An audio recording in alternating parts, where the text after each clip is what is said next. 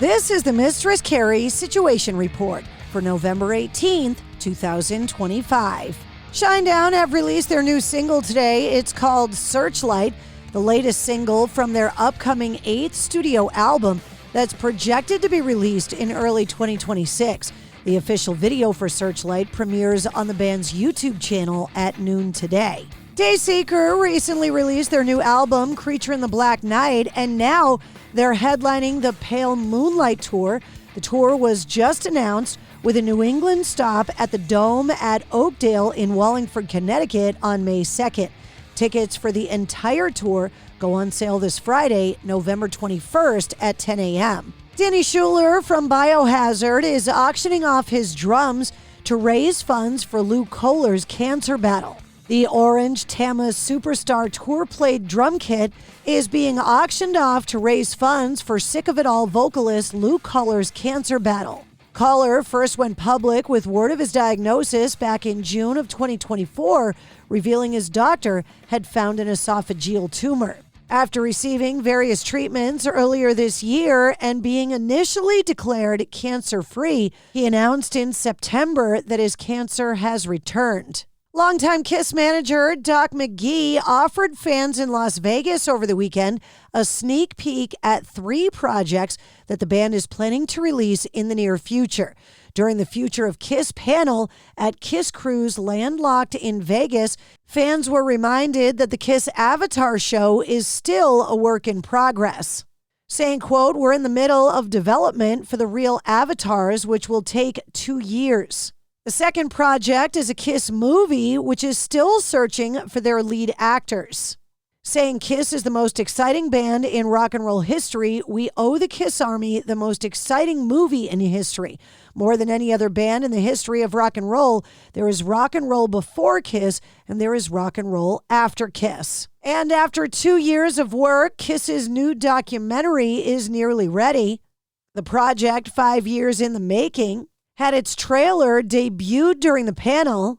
Doc McGee saying the goal was to take the larger-than-life WWE element out of the band in favor of a fly-on-the-wall approach that showed the band's real personalities. Saying the film took 5 years to film and 2 years to edit the thousands of hours of footage, and that all 3, the avatars, the biopic, and the documentary, will help the band continue to reach, quote, new generations of fans. Disney Plus has announced on Thanksgiving they're serving up a newly restored and remastered version of the Beatles anthology documentary film that will be released with the addition of a new 9th episode. Marking its streaming debut, the film will debut on Disney Plus over 3 nights. Episodes 1 through 3 will launch on November 26th, followed by episodes 4, 5, and 6 on November 27th, and episodes 7, 8, and 9 on November 28th.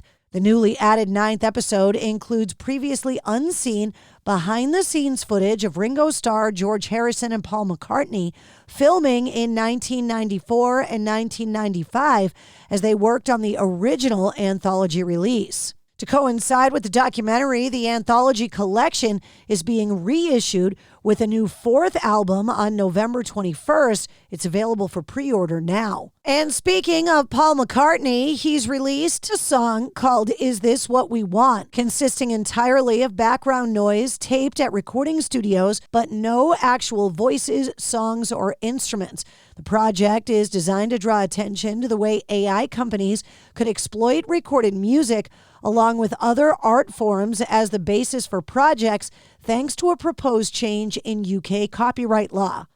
According to a statement from the album organizers at the time, the record's use of silence was meant to symbolize the impact we expect the government's proposals would have on musicians' livelihoods.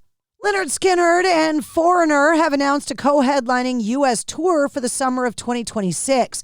The run of 19 Double Trouble Double Vision shows kicks off in July in Atlanta and wraps up at the Walmart Amp in Arkansas on August 29th. Jeff Pilson from Foreigner saying the energy that this band felt knowing we'll be touring with Lynyrd Skynyrd this coming summer has been electric. The The tour includes a show August 22nd in Mansfield, Massachusetts at the Xfinity Center.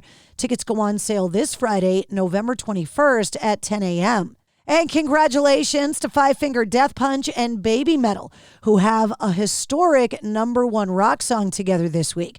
Five Finger Death Punch claiming their 13th consecutive #1 song, while Baby Metal becomes the first Japanese act to hit #1. And that's your sit rep. For more details on all the stories, check the links in the show notes of this episode. And don't forget to like, follow, share, comment, and subscribe to the Mistress Carrie Podcast. New full-length episodes come out every Wednesday. Episode 284, featuring Jeff Plate from Trans-Siberian Orchestra, is available now.